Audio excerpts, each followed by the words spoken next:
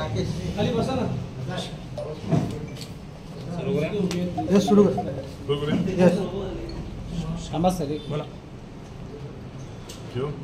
नमस्कार सर्व पत्रकार मित्रांचं. मी महाराष्ट्र नवनिर्माण सेना म्हणणार नाही, माझी ते बरेच वर्ष माझ्या तोंडात आहे, परंतु तुमचं सर्वांचं मी स्वागत करतो. खरं तर आपल्याला ह्या ठिकाणी तात्काळ किंवा लगेच आपल्याला या ठिकाणी बोलण्याचं कारणच तसं आहे. काल आजच आता थोड्या वेळापूर्वी सोशल मीडियावरती माझ्या आणि सगळे जिल्हाध्यक्ष संतोषजी नलावडे, अविनाशजी सौंदळकर आणि सुबोधजी जाधव रायगड रत्नागिरी जिल्हाध्यक्षांची पक्षातनं हकालपट्टी करण्यासंदर्भातलं किंवा बडतर्फ करण्यासंदर्भातलं पत्र मी वाचलं. खरं तर हे अतिशय मला दुःख झालं या सगळ्या गोष्टीचं. खरं तर हे पत्र माझ्यासमोर आहे. माझ्या 20 वर्षाच्या निष्ठेचं सर्टिफिकेट आहे. गेली 20 वर्ष आणि त्यापूर्वी विद्यार्थी सेनेमध्ये 12 वर्षाचं 30 वर्ष आयुष्याची मी सन्माननीय राजसाहेब ठाकरे यांच्या चरणी मी या ठिकाणी अर्पण केली होती. आणि अनेक आंदोलनं असतील, अनेक मोर्चे असतील, अनेक जेलवारे असतील, या संदर्भात मी सातत्यानं अग्रेसर राहिलेला किंवा त्या संदर्भात मी रस्त्यावरती उतरलेलो आहे. पक्षाला देखील सातत्यानं यश मिळवून देण्याचा माझा या रत्नागिरी जिल्ह्यामध्ये किंवा कोकणामध्ये प्रयत्न राहिला आहे. या कोकणामध्ये पक्षाची बीजं ही प्रत्येक घरात रुजवलेली आहेत. खेड नगरपालिका सातत्यानं 15 वर्ष महाराष्ट्र नवनिर्माण सेनेकडे राहिलेली आहे. जनतेतनं थेट नगराध्यक्ष देखील निवडून महाराष्ट्र नवनिर्माण सेनेचा आलेला आहे. पंचायत समितीचे सदस्य महाराष्ट्र नवनिर्माण सेनेचे सदस्य निवडून आलेले आहेत. दापोली नगरपंचायतीमधले नगरसेवक देखील महाराष्ट्र नवनिर्माण सेनेचे निवडून आलेले होते. चिपळूण नगरपालिकेमध्ये देखील महाराष्ट्र नवनिर्माण सेनेचा झेंडा त्या ठिकाणी रोवला गेलेला आहे. आणि सातत्यानं या रत्नागिरी जिल्ह्यामध्ये पर्यायाने कोकणामध्ये संघटन वाढवण्याचा मी प्रयत्न केलेला आहे. पक्ष म्हणून या कोकणावरती आलेले संकट असतील किंवा या कोकणावरती झालेले आघात असतील, या संदर्भात मी सतत लोकांशी जोडून राहिलेलो आहे. कोरोना महामारीमध्ये राजसाहेबांना आदर्श वाटेल असं काम मी या कोकणामध्ये लॉकडाऊनच्या कालखंडामध्ये जीवाची पर्वा न करता केलेलं आहे. याची कोकणची जनता साक्ष आहे. आणि म्हणून या सगळ्या लोकसेवेच्या माध्यमातून पक्ष तळागाळापर्यंत जावा, पक्ष रुजावा आणि या ठिकाणी महाराष्ट्र नवनिर्माण सेनेचा आमदार निवडून यावा, ही भूमिका माझी होती. खर तर माझ्या ह्या आजच्या बडतर्फीचं मी जर कारण मीमांसा मी जर केली तर मला असं कळलं की मी भाजपाच्या काही लोकांना, नेत्यांना मी भेटत होतो आणि म्हणून माझा पक्षप्रवेश त्या पक्षात होतो काय अशा पद्धतीची काही भावना निर्माण झाली आणि मग त्याच्या अनुषंगाने माझी हकालपट्टी झालेली आहे. खरं तर असा कोणताही हेतू माझ्या मनात नव्हता. मी काल या कोकणाचे आपले मंत्री नितेशजी राणे यांच्याकडे भेटलो, हे सत्य आहे. त्याला कारणही तसंच आहे. आमच्या पुण्यामधले माझे सहकारी गणेशजी पाटील तिथल्या राजकीय परिस्थितीमुळे त्यांची तडीपारी काढलेली होती. त्यांना तडीपारी ह्या गणेशोत्सवामध्ये करणार होते, त्यांना जेलमध्ये टाकणार होते. ती तडीपारी रद्द करण्यासंदर्भात मी आदरणीय नितेशजी राणे यांची भेट घेतली. त्यांनी तात्काळ तिथल्या एसपीना आणि आयजीला फोन लावून ही तडीपारी थांबवा अशा पद्धतीचं त्यांना विनंती केली किंवा सांगितलं. आणि आज त्यांची तडीपारी थांबलेली आहे. हे गणेशजी पाटील यांना देखील विचारू शकता.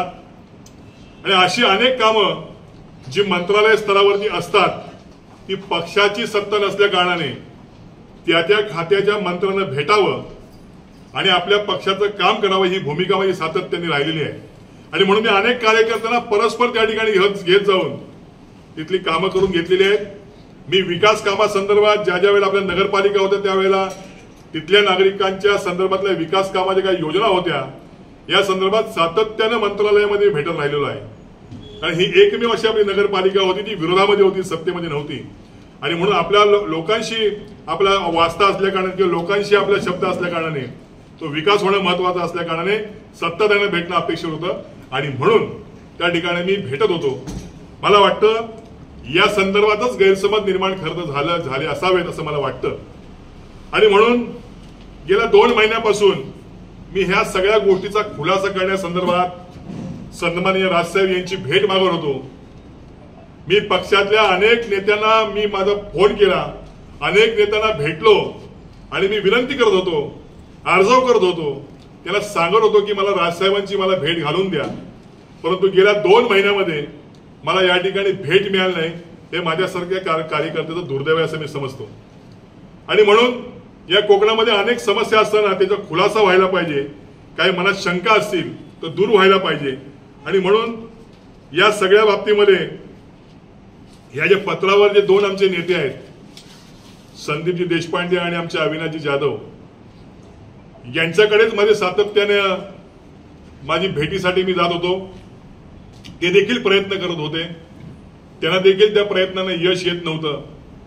कदाचित साहेब तुला मेळाव्याला भेटतील अशा पद्धतीने सांगितलं तरी देखील मी वाट पाहिली, परंतु आज तागायत त्या ठिकाणी त्याला यश आलं नाही. हे माझं दुर्दैव आहे. परंतु मला वाटतं साहेबांनी हे पत्र काढलेलं आहे, साहेबांच्या स्वअक्षरात असतं तर हे बरं वाटलं नसतं, परंतु ते साहेबांनी काढलं अशा पद्धतीचं माझ्या मनात झालं असतं. परंतु त्यामध्ये उल्लेख आहे की पक्षाच्या धोरणासंदर्भात उल्लंघन केलं. तर मला अजून कळत नाही की पक्षविरोधी काय भूमिका घेतली, त्या पक्षविरोधात मी काय काम केलं. मी कुठल्याही पक्षाच्या धोरणाविरोधात किंवा पक्षाच्या चौकटी बाहेर मी कधी काम केलं असं मला वाटत नाही, किंवा तसं मला केलेलं मला असं माझ्या कधी माझ्या मनामध्ये नव्हतं. माझा प्रवास हा शिवसेना ते महाराष्ट्र नवनिर्माण सेना 30 वर्षाचा आहे. आणि उल्लंघन केलं तर मी मगाशी म्हटल्याप्रमाणे उल्लंघन काय केलं मी पक्ष वाढवण्यासाठी 2-2 मंत्र्यांना अंगावरती घेतलं, त्यांच्याशी वैर पत्करलं, जेलवाड्या पत्करल्या. मला या ठिकाणी मला नगरपालिकेत नगराध्यक्ष असताना 6 वर्षासाठी मला निलंबित केलं. हे महाराष्ट्र नवनिर्माण सेनेचं असल्यामुळेच या ठिकाणी मला निलंबित केलं गेलं. आज देखील मला नगरपालिकेची निवडणूक लढता येऊ शकत नाही, ते कोर्टात प्रकरण आहे. परंतु माझं राजकीय नुकसान, माझं कौटुंबिक नुकसान, माझं व्यावसायिक नुकसान हे करत असताना देखील फक्त एक उराशी ध्येय होतं की हा पक्ष कोकणात वाढावा, कारण हा कोकण हा कायमस्वरूपी ठाकरेंच्या पाठीत राहिलेला होता. आणि म्हणून मला वाटत होतं की बाळासाहेबांनंतरची माझी जी काही संघटना आहे ती संघटना या कोकणामध्ये यश प्राप्त करेल, त्यासाठी माझी धडपड होती. मला वाटतं ही धडपड माझी अर्धवट राहिली. माझ्या रेल्वेचं इंजिन या ठिकाणी थांबलं असं मला या ठिकाणी वाटतंय. हे दुःख या ठिकाणी सांगण्यासाठी मी आज आपल्याला सर्वांना बोलवलेले आहे. खरं तर मला साहेबांना सांगणं आहे की साहेब आपण खूप घाई केलीत या संदर्भात. तुमचा विश्वासाचा शिलेदार आज त्याला अशा पद्धतीची पत्रकार परिषद घ्यावी लागते.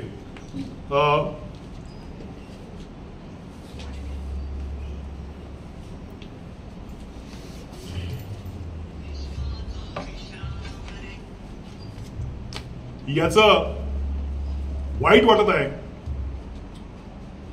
परंतु आलेल्या प्रसंगाला तोंड द्यायचं हे राजसाहेबांनी आम्हाला शिकवलेलं आहे. आणि म्हणून मी आलेल्या प्रसंगाला धीरानं तोंड देईन.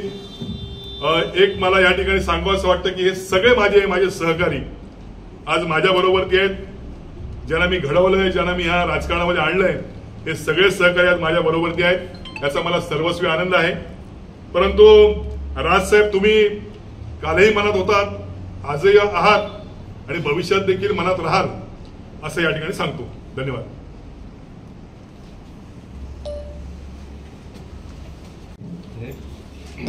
करू दिली नाही की म्हणजे नेमकं काय करण्यात आलं? नाही, त्याला कदाचित यश आलं नसेल माझी आणि साहेबांची भेट घडवून देण्यामध्ये, असं मला या ठिकाणी वाटतंय. काल आम्ही या कामासंदर्भात मुंबईत गेल्यानंतर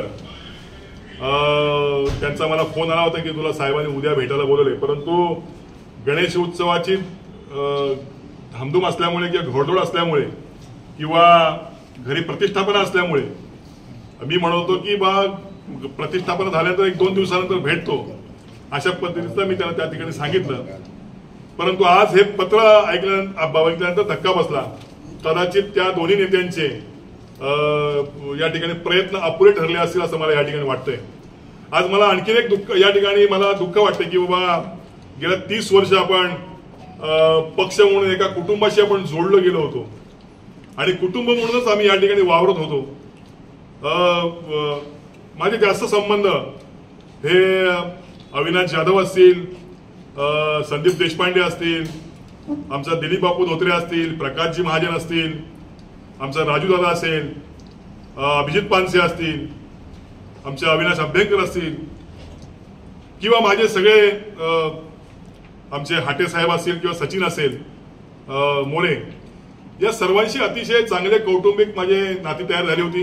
आणि असंख्य महाराष्ट्र सैनिक आहेत जे माझ्या महाराष्ट्रामध्ये काम करतात, यांच्याशी कौटुंबिक संबंध माझे निर्माण झाले होते. मला वाटतं आजच्या या पत्रामुळे ते या ठिकाणी ब्रेक झाले आणि हे कुटुंबामध्ये कुठेतरी दरार पडल्यासारखं झालं. परंतु माझे हे कौटुंबिक संबंध प्रसंगानुरूप किंवा प्रसंगाच्या बाबतीमध्ये हे कायमस्वरूपी राहतील असं मी महाराष्ट्र सैनिकांना या ठिकाणी आश्वस्त करतो. धन्यवाद. साहेब तुमच्या समोर साहेब आता काही दिवसांपासून आपण भाजपमध्ये जाणार अशी चर्चा जी आहे ही सोशल माध्यमावरती आहे आणि एका बाजूला ही आपल्यावरती झालेली कारवाई. आता आपलं पुढचं जे पाऊल आहे राजकीय क्षेत्रातलं ते कसं असणार आहे? बघा, आजचं एक पत्र पाहून या ठिकाणी धक्का बसलेला आहे आणि असं पत्र मला कधीच अपेक्षित नव्हतं. आता आज पक्षातनं आम्हाला बडतर्फ केलेला आहे. आम्ही राजकीय जीवनामध्ये आणि सामाजिक जीवनामध्ये वावरणारी सगळी मंडळी आहोत. त्यामुळे आम्ही घेतलेल्या हातातले शिवधनुष्य आम्ही हे काही अर्धवट या ठिकाणी ठेवणार नाही. आमचा संबंध किंवा संपर्क किंवा आमचा थेट असलेल्या लोकांशी जिव्हाळ्याचे संबंध, यामुळे पुढील वाटचाल आम्हाला ठरवावी लागेल. त्या बाबतीमध्ये कुठलाही निर्णय किंवा कुठलाही विचार मनामध्ये आम्ही केलेला नाही, परंतु आजपासून तो विचार करण्याची आम्हाला या ठिकाणी आम्हाला तो विचार करावा लागेल अशी परिस्थिती निर्माण झाली आहे. त्यामुळे काही विचार या ठिकाणी मनामध्ये असेल किंवा काही निर्णय घ्यायचा असेल, नक्कीच तुमच्यासारख्या सगळ्याच सहकार्यांना या ठिकाणी मी बोलवीन आणि या ठिकाणी तुम्हाला तो निर्णय आणि दिशा या ठिकाणी सांगेन. असं कोकणातला ठाणेवाग म्हणून आपल्याकडे पाहिलं जातं. सर्वच पूर्ण महाराष्ट्राला तुमचा चेहरा परिचित आहे. काही दिवसांपूर्वी आपल्याला उदय सामंत असतील किंवा एकनाथ शिंदे यांच्या गटाने सुद्धा आपल्याला ऑफर दिली. तुम्हाला उभाटाकडून सुद्धा ऑफर आहे. म्हणजे सर्वच मोठ्या राजकीय पक्षाकडून तुम्हाला ऑफर आहे. आता भाजपकडून सुद्धा असं सांगितलं जाते की एक नवीन चेहरा मिळण्यासाठी प्रयत्न केला जातोय. तर एकंदरीत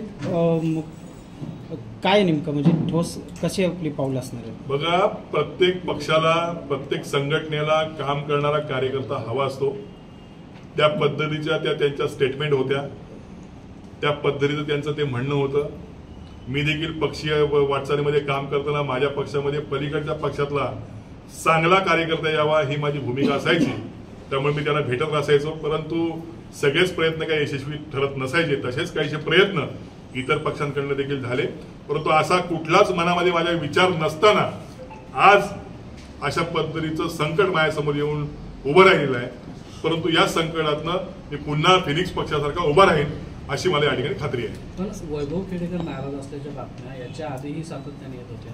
त्यावेळेला तुमची राज ठाकरेंची भेट झाली होती का? कारण एकदा तुम्हाला बोलवलं होतं असं त्या संदर्भात सांगतो की ह्या गेल्या 2 महिन्यामध्ये माझी आणि साहेबांची भेट झालेली नाही. मी प्रयत्न करत होतो परंतु भेट झाली नाही. कदाचित ती झाली असती तर मला वाटतं आज अशा पद्धतीने पत्र काढावं लागलं नसतं.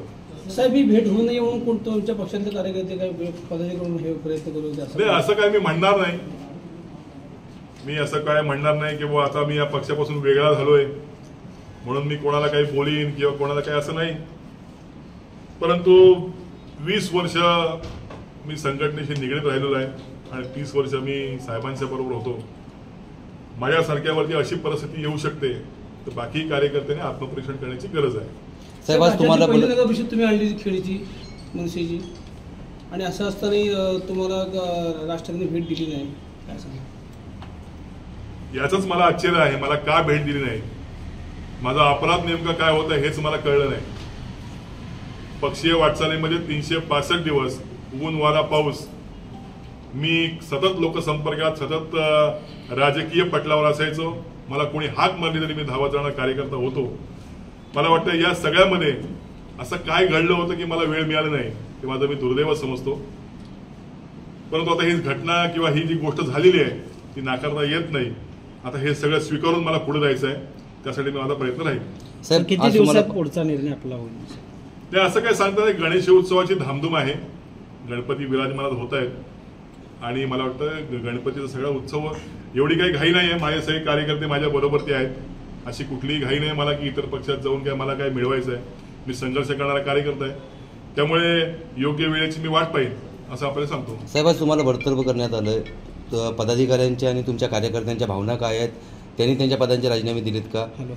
मग आता आमचे सगळे पदाधिकारी त्यांच्या त्यांच्या इच्छेप्रमाणे, यांना कोणाला काय आम्ही जबरदस्ती करत नाही किंवा कोणाला काय बोलून सांगत नाहीये, पण ज्यांना प्रत्येकाला वाटतंय ते आता राजीनामे देत आहेत आणि ते त्यांचा निर्णय घ्यायला सक्षम आहेत. साधारण किती पदाधिकाऱ्यांनी राजीनामे दिलेत किंवा नाही आता देतील ते, म्हणजे असं आज काय सडन काय काय नाही, ते आता देतील. ही प्रोसेस आहे, लॉंग प्रोसेस आहे. सर तुम्ही तुमच्या पदाधिकारी कार्यकर्त्यांची बैठक का बोलवणार होता? हो होणार ना, बैठक होणार, सगळं होणार, मेळावा होणार, सगळं होणार. माझे कार्यकर्ते माझ्या बरोबर आहेत, हे सगळं आपल्या समोर असेल आणि निश्चित हे सगळ्या गोष्टी होतील. मनसेमध्ये तुम्ही अगदी स्थापनेपासून काम करताय. राज ठाकरेंचे कट्टर समर्थक किंवा कोकणामध्ये मनसेचा चेहरा अशी तुमची ओळख होती. मग तुम्हाला ह्या वाटचालीमध्ये अचानक असा थांबा पक्षश्रेष्ठींनी जो दिला आहे तो त्या संदर्भामध्ये यापूर्वी कोणत्या नेत्याकडनं तुम्हाला काही समजलं होतं की अशा प्रकारे तुमच्यावर कारवाई होऊ शकते? नाही, असं कुठल्याच नेत्याकडनं काही कारवाई होईल वगैरे अशा पद्धतीचं काही वातावरण नव्हतं, कारण मी त्या सर्कलमध्ये होतो. म्हणजे असं माझ्या आयुष्यामध्ये असं काही घटना घडेल अशा पद्धतीने मी कधी विचारही केला नव्हता. म्हणजे आज हे पत्र पडल्यानंतर मला सोशल मीडियावरनं माझ्या अनेक सहकार्याने मला फोन केला की हे कसं काय झालं. म्हटलं मीच अचंबित आहे की बा हे कसं झालं. आता ते झालंय ते झालंय, त्याला स्वीकारलं तर आपल्याला पाहिजे आणि पुढे गेलं पाहिजे. परंतु असं काही मला यापूर्वी काय सांगितलं गेलं होतं किंवा अशा पद्धतीची काही चर्चा झाली होती असं काही झालेलं नाही. यापूर्वी मनसेचे नेते प्रकाश महाजन यांनी काही बाबतीमध्ये नाराजी व्यक्त केली होती, पक्षाच्या ध्येय धोरणांच्या संदर्भामध्ये असेल तर तुम्हाला असं वाटतं का की मनसेमध्ये काहीतरी निर्णय पातळीवर काही गडबड होते? नाही, आता कसं आहे बघा, ते मोठे वरिष्ठ नेते आहेत, ते प्रवक्ते आहेत, त्यांनी काय बोललं हा त्यांचा विषय राहिला. पण तो त्यांनी नंतर अमितजी ठाकरे त्यांना भेटले, त्यांच्या शंकेचं निरसन झालं आणि त्या पद्धतीने काही सूचना त्यांना मिळाल्या, त्या पद्धतीने पुन्हा त्या पद्धतीने ते वावरायला लागले. मला वाटतं अशा पद्धतीच्या चर्चा आणि अशा पद्धतीचे संवाद हे पक्षामध्ये व्हायला पाहिजे आणि ते जर संवाद झाले तर पक्षामधलं वातावरण अतिशय चांगलं राहतं आणि अशा पद्धतीचं काही म्हणजे अशा पद्धतीचे काही निर्णय घ्यावे लागत नाही असं मला वाटतं. मला वाटतं इथून पुढे आता पक्षामध्ये सुधारणा होतील. बडतर्फीचं पत्र तुम्हाला आता सोशल मीडियावरून मिळालंय की थेट पक्षाकडून? नाही, मला आता सोशल मीडियावरच मिळालं. या संदर्भामध्ये पत्र ज्यावेळेला तुम्हाला समजलं, कार्यकर्त्यांचे पदाधिकाऱ्यांचे फोन यायला लागले, त्यानंतर तुम्ही काही राज ठाकरेंशी थेट संपर्क साधण्याचा प्रयत्न केलाय? नाही, राजसाहेब ठाकरेंचा आमच्याकडे काही नंबर नाही. आमच्याकडे एक असा नंबर आहे की ज्याच्यावरती आम्ही SMS करू शकतो. परंतु जर का अशा पद्धतीचं हे जर फेक पत्र असतं तर पहिल्या फळीतल्या आमच्यावरच्या नेत्यांनी मला सांगितलं असतं की ते पत्र फेक आहे. परंतु अशा कुठल्याही नेत्याचं काही मला फोन आला नाही किंवा हे फेक पत्र, त्यामुळे हे पत्र खरं आहे असं समजायला काही हरकत आहे. MNS अधिकृत वरती हे पत्र टाकलेलं आहे, त्यामुळे हे पत्र फेक असू शकत नाही, त्यामुळे हे पत्र खरं आहे. या पत्राच्या व्हायरल झाल्यानंतर आपल्याकडे दुसऱ्या राजकीय पक्षाकडून कोणती काही चर्चा? नाही, राजकीय जीवनामध्ये माझे जे मित्र आहेत त्यांचे अनेकांचे मला फोन आले आणि आम्ही या कोकणामध्ये आमचे जे सगळेच आमदार आहेत किंवा सगळे सहकारी आहेत ते एकमेकांच्या सुखदुःखात आम्ही बरोबर असतो. त्याच पद्धतीने त्यांनी मला फोन करून धीर दिला सर्वांनी की बाबा म्हणजे आमदार शेखर निकम असतील, हे प्रथमतः मला नितेशजी राणेंचा फोन आला, त्यानंतर मला संजयराव कदमांचा फोन आला, त्यानंतर मला शेखरजी निकमांचा फोन आला आणि असंख्य